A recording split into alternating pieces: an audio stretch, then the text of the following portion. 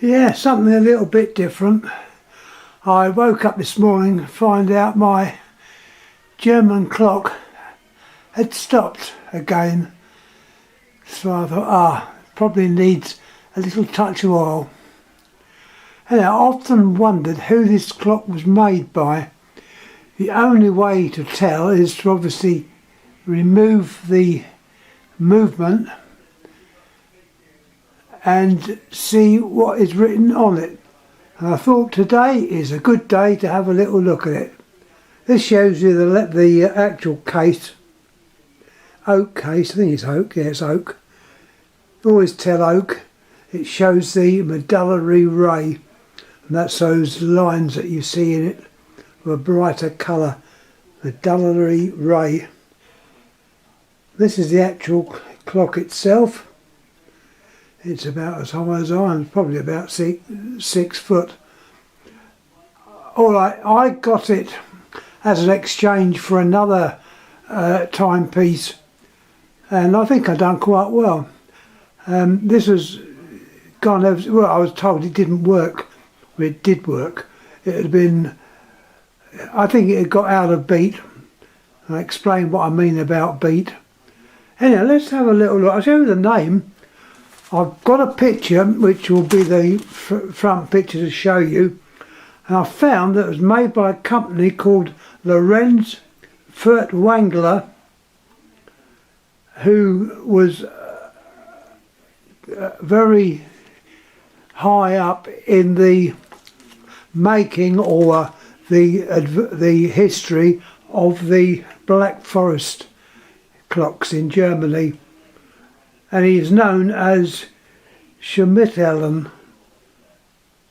which I don't know what that means, but someone that speaks German will probably Schmidt-Ellen. So he was between 1807 and 1866, a few years before me. Anyway, let's have a little look. I did open it up. By the way, the glasses, you can call them glasses, had been replaced by horrible perspex or clear stuff. It's not glass.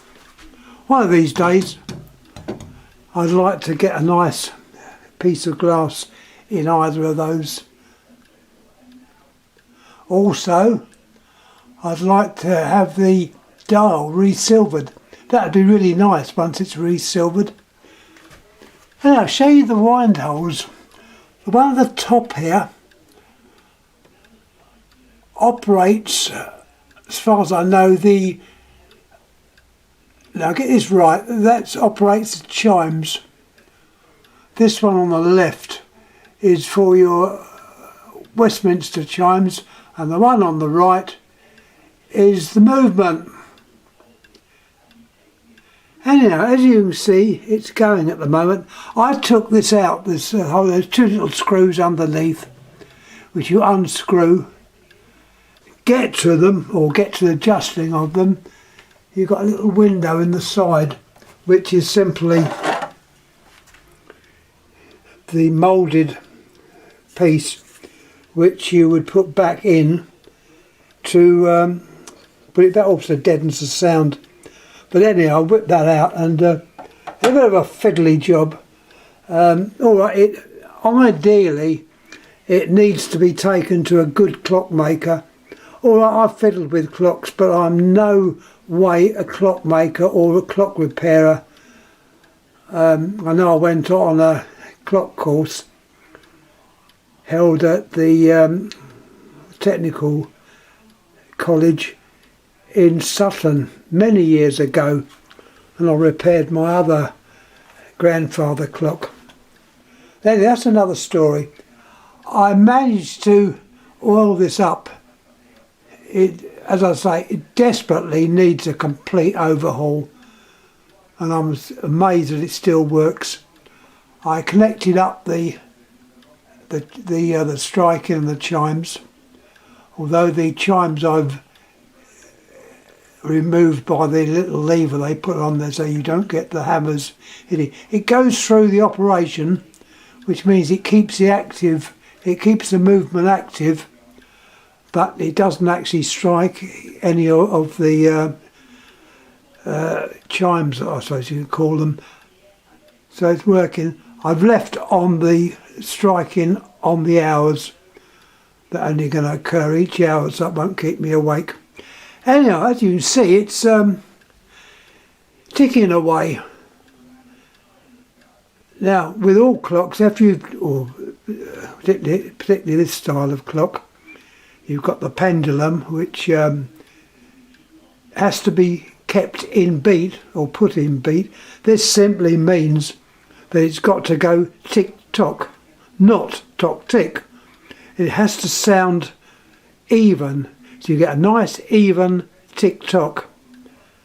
And when I first put it back, it was out of beat, which meant I had to adjust the, I don't know the technical words for these things, but the escapement is controlled obviously by the pendulum, and there's an adjustment there so that as the pendulum swings, it does it in the correct way. So you've got your escapement teeth which enter and exit at the right time. It's hard to explain, but anyway, just by listening, as I say, if it doesn't go tick-tock, you're out of beat. At the moment, I've just put it, which I believe, back in beat, and the only way to do this is to remove the pendulum, and then just, it'll go faster obviously if you haven't got a pendulum, and you can get an idea the best spot to leave it adjusted at, and then put the pendulum back and hope for the best. Anyhow, it seems to be working at the moment. I don't know the age of this clock. I'd think it's probably over 100 years. It's a nice strong oak case. I was very pleased to actually get it. I think it's oak. I'm sure it's oak. I'm beginning to... Yeah, it's oak. Shows...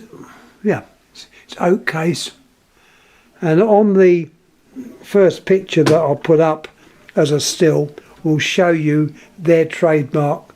So at long last, I've found out who made this clock, and I'm running out of battery.